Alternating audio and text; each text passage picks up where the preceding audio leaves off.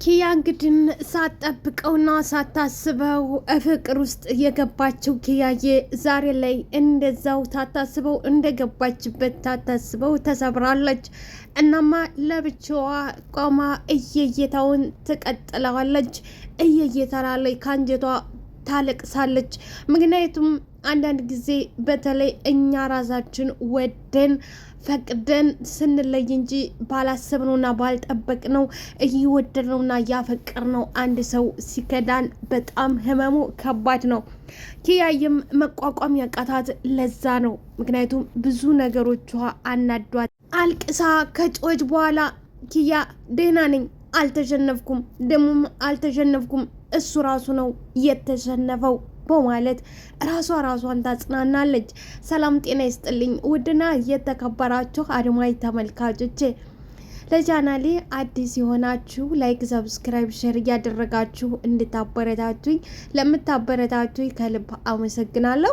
እንግዲህ ኪያዬ በጣም ልብ የሚሰብረውና የኪያዬ ከዚህ በፊት የነበራት ህይወት ጠንካራና ጎበዝ ራሷን አሳልፋ የማትሰጥ ራሷን የመቻል አቅም ያላት እንደዚሁም ደግሞ ራሷን ችላ ያሳየችን ጀግና ሴት ነበረች። ሆኖም መጨረሻ ላይ መቼም የሰውነንና የሰው ልጅ ሰውነንና ምንታለላለን። አንዳንዴ እኔ ጠንካራ ነኝ ጎበዝ ነኝ ብለን በወሰንበት ሰዓት ባላሰብነውና ባልጠበቅነው እንሸነፋለን፣ እንታለላለን። ይሄ ደግሞ ያው የሰውነት ህግ ስለሆነ ሰው ስለሆነ ነው። የሰው ልጅ ለፍቅር መንበርከክ ለፍቅር እጅ መስጠት መሸነፍ አይደለም። ባይዘወይ ትምህርት ነው ተምሮ። አሁን ተኪያ ምን እንማራለን? ከሄኖክስ ምን አይነት ትምህርት ይወሰዳል? ሄኖክ እንደምናውቀው ከዚህ በፊት የነበረው ህይወት ከባድና መጥፎ ህይወት እንደነበረው ከአንዴም ከሁለቴ ራሱ ኪራ ተናግሮት ነበረ። ኪራም እህቴን ታሳዝናትና እህቴን ትጎዳትና ከማለት አንድ ቀንም ተዘናግቶ አያውቅም ነበር። ሄኖክም እንግዲህ ምንድነው ያለው? እኔ አልቀየርም ወይ ዘላለም እንደዛው ነኝ ወይ? አንተ ትናንት ምን ነበርክ? ዛሬስ ምንድነህ? በማለት ለሄኖክም ለኪራም መልስ ሰጥቶት ነበር። ይሄ ብቻ አልነበረም። ናሆም ራሱ ስለ ብሩኬ ሁሉን ነገር ስለሚያውቅ በጣም ነበረ። ሆኖም ግን ተምሬያለሁ፣ ጊዜና ሰዓት እድሜ አስተምሮኛል በማለት ነበረ ሲነግራቸው የነበረው። ሆኖም ግን መጨረሻ ላይ እንግዲህ ዛሬ ላይ ያሉትና ያሰቡት አስመስክሯል። ባይዘዌ አንዳንድ ጊዜ የእውነት ሰው አይሚሮ ሲኖርን ሰው ስንሆን ያ ሰው ያለብንን ሰው ትክክል አድርገን መገኘት የለብንም። ተዚህ ትምህርት መውሰድ ካለብን ማለት ነው። አንድ ሰው እኔ መጥፎ ነው ከተባልኩኝ መጥፎ ባሉት በአፋቸው መሙላት አይደለም፣ ጥሩ ሆኖና ተለውጦ መገኘት ሲገባው ባሉት ያሉት ሰው ሆኖ ነው እንግዲህ እየተገኘው። ወይዘሮ ሀረግ እንኳን አይተው አልወደደችም ይሄ ልጅ እንዳለችው ዛሬ ላይ እንግዲህ ልጇን ታታስበውና ሳትጠብቀው ሰበራት። ሆኖም ግን ኪያዬ ካለቀሰች በኋላ ኪያ አልተሸነፍሽም፣ ጠንካራ ነሽ፣ ጎበዝ ነሽ፣ እሱ ነው የተሸነፈው በማለት ለራሷ መልሳ እንባዋን ዋጥ አድርጋ የተሸነፈው እራሱ ነው ትልና እንደገና ደግሞ ግን ለምን የሚለው ነገር ከባድ ነው። ጥያቄ በጥያቄ በተለይ ጠይቃችሁ ጥያቄያችሁን የሚመልስላችሁ ሰው ስታጡ ለምን ምክንያቱስ ምንድን ነው ብላ ለራሷ መልሱ ለቅሶ ብቻ ነው። ለምን አደረኩት? ለምን ተሳሳትኩኝ? ለምን አደረጉት? ለምንስ ቸኮልኩኝ? በማለት ራሷ ነው እንድወቅስ ያደረገ። ግን እያነባች ለምን እያለች ስታነባ የምትወዳትና እንደዚሁም ደግሞ የጓደኛ ጥግ የሆነችው ሀንቾ እየመጣች ሀንቾዬም ልቧ ተኪያ ባልተናነሰ ሁኔታ ነው የተሰበረው። ምክንያቱም ከዚህ በፊት ብሩኬን ሲገፉት ሁልጊዜም ተተገፊዎችና ከተጎጂዎች ጎን ነው የምቆመው። እንደምናውቃት ሀንቾዬ ከዚህ በፊት ከብሩኬ ጎን ነበረች። እውነት መስሏትና የእውነት አፍቃሪ የተጎዳ መስሏት በጣም ብዙ ነገር አድርጋ መልሰው ሲስማሙ በጣም ከማንም ከምንም በላይ ደስ ያላት ሀንቾዬ የጓደኛ ጥግ ነበረች። ዛሬ ደግሞ ሀንቾዬ እንግዲህ ኪያ ተገፍታና ኪያ አዝና ስታለቅስ እየበረረች መጣች። ባክሽ ኪያዬ ታች ድረስ እኮ ድምጥሽ ይሰማል፣ ባክሽ ባክሽ ትላታለች። ግን ለምን በስሜቴ ለምን ተጫወት ገባኛል እኮ ኪዊ ባክሽ ሰዎች ድምጥሽን እንዳይሰሙት ተሰሙት ደግሞ መምጣታቸው አይቀርም። ባክሽ ኪዊ እባክሽ ይስማ ምን እንዳይፈጠር። እኔ እኮ ከልቤ ደምቻለሁ ነው እያልኩሽ ያለሁት። እኔ ከልቤ ደምቻለሁ። ይስሙ ምን እንዳይፈጠር ይገባኛል። ኪያዬ ደግሞ ራስሽ አንቺ እኮ ምንም አላደረግሽ፣ ምንም አላጠፋሽ። እሱ እኮ ነው ይህን ሁሉ ጥፋት ያጠፋው አይደለ እንዴ? አንቺ እኮ ምንም አላጠፋ። እሱ ነው የበደለሽ፣ እሱ ነው ያስከፋሽ፣ እሱ ነው ትላለች ሀንቾዬም ኪያዬም ቆይ ሀና እኔ ለፍቅር አልሆንም ወይ? የፍቅር ሰው አይደለሁም ወይ? አስጠላለሁ ወይ? አላምርም ወይ?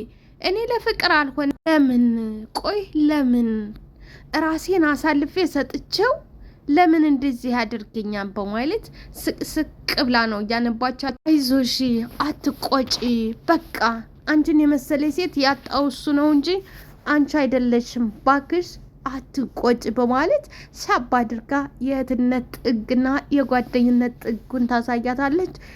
ኪያዬም እኔ እኮ ለእሱ ብቻ ነው ሴትነቴን ፍቅርን ያሳየሁት፣ እኔ እንደዚህ ማንም እጅን ጠምዝዞት አያውቅም ነበር። እሱ ግን ተጫወተብኝ፣ እባክሽ ተረጋጊ፣ እባክሽ ራስሽን አትጭ በማለት ሀንቾዬ ታለቅሳለች። እንግዲህ ኪያዬም አንቺ ለምን ታለቅሻለሽ? እኔ ነኝ እኮ ደስታ አትደሰች ተብዬ የተረገምኩት እኔ ነኝ። አንቺ ምን ብለሽ ነው እምታለቅሽው? አንቺ ለምን ታለቅሻለሽ? አንቺ እኮ ምንም አልሆንሽ ትላለች ኪያዬ። ሀንቾዬም አንቺ እኮ ለዚህ ሁሉ ነገር ያደረስኩሽ እኔ ነኝ። እኔ ገፋፋሁሽ፣ የእውነት ደህና ፍቅር መስሎኝ ገፋፋሁት። ስለዚህ እባክሽ ይቅር። እንግዲህ ያው በሀገራችን ባህል ለሙሽሮች ቤት ሲከድ አዲስ እቃ ተይዞ ነው የሚከደው። በወግና በባህሉ መሰረት ቅዱስ ወደ ናሆሜ ቤት ሲሄድ ሳህን ገዝቶ ነበረ እና ከናትዬ ጋር እየሄድ ነበረ። ደረሱ፣ ከመኪና ላይ ወረዱ። ናትዬም በቅዱሴ እዚች ሳህን ላይ ሙዝ ብንጣል ብናደርግባት ምን ይመስልሃል አለው። በቃ አንተ ሙዝና የሚበላ ነገር ብቻ ነው የሚታይህ፣ ሌላ ነገር አይታይህም አለ ቅዱሴ። የታመመ ሰው ልጠይቅ መሰለህ እንደምሄደው ሙዝ ይዤ የምሄደው የታመመ ሰው እኮ ልጠይቅ አይደለም። እና ሀዳ ቅዱሴ ይህንን ሳህን ይዘን ከሄድን ምን ሊበሉበት ነው? ቆይ ምን ሊበሉ? ቅዱስዬም የሚበሉበትን እነሱ ይጨነቁ፣ አሁን ዝም ብለህ ና እንሂድ፣ እዚህ ፀሐይ ላይ አታስቁመኝ አለ ቅዱሴ። እሺ ብቻ በኋላ እዚህ ሳህን ላይ ምን እናቅርብ ብለው ሲጨነቁ እንዳናይና በኋላ ሸም እንዳይዘን ብዬ ነው ሙዝ ገዝተን እንሂድ ምልል። ስየም ናቲ አንተ እኮ አታስብ፣ አንተ እኮ እንዴት እንደምታስብ ይህን ጭንቅላት የት እንዳመጣሁ ነው ግርም የሚለኝ ይላል ቅዱስ። አይ ቅዱሴ እኔ እኮ በጣም ነው የማችለው፣ ማሰብ እኮ እችላለሁ። እራሱ መንግስት ቢያቅልኝ የት እና የት መሰለ፣ ችሎታማ እኮ ነበረኝ ይላል ቅዱስ። መንግስት ምናምን ይላል እንደ ደፋር፣ አሁን ዝም ብለን አንሄድ ይላል ቅዱሴ። ናትዬም እኔ የምለው ቅዱስ በእኔ ይህን ያህል ታፍርብኛለህ ወይ? እኔ እዚህን ያህል አንገትህን ማስደፋ ሰው ነኝ? ምን ማለት ነው እሱ ደግሞ? ቆይ አንተ አብደሃል ይለዋል። ምን ማለት ነው ደግሞ? ጀመረ አንተን አስከትዬ መንጣት አልነበረብኝም። አሁን ሰው እየጠበቀን ነው፣ ባክህ ና እንሂድ ይላል ቅዱስ። ናቲም ግድ የለም አንተ ሂድ፣ እኔ እዚህ እጠብቅሃለሁ። እንግዲህ ቅዱስ ይበሳጭበታል። እኔ ጸባይ ምንም እየገባኝ አይደለም፣ በደረቁ ነው እየተጨቃጨከኝ እየተከራከርከኝ ያለው ሲለው፣ እኔ እኮ ማንም የሚረዳኝ የለ፣ እኔን የምትረዳኝ ኒናዬ ብቻ ነች፣ ሌላ ማንም የሚረዳኝ የለ ይላል። ቅዱሴም አረ እውነት፣ ስለዚህ ከእሷ ጋር መሄድ ነው፣ ከእሷ ጋር ይሄድ፣ ስለዚህ ከእሷ ጋር ሂድ፣ እኔ ምን አደርጋለሁ በማለት ቅዱሴ ትቶስ አንተ ለምንድን ነው ቆይ ማትተወኝ አለ ቅዱሴ። ልመለስ መኪናውን ሊያስነሳ ሲል መኪናው ፊት ለፊት ይቆምበታል። ቆይ ቅዱሴ እኔ እኮ አንተን ለመጨቃጨቅ ፈልጌ አይደለም፣ እኔና ናፍቃኝ ነው ሲለው፣ ቅዱሴም ከመኪናው ላይ ቆይ እኔ ያልገባኝ ነገር እኔ ሀዳ ኒና ነኝ ወይ? እኔን የምጨቀጨቀኝ ኒና ነኝ ወይ ይላል ቅዱስ። ናቲም ቅዱሴ ፊልም ላይ እኮ ፍቅር ያነጫንጫን ሲሉ ሰምቼ ነው፣ ፍቅር ያነጫንጫን ሲሉ ሰምቼ ነው ይላል።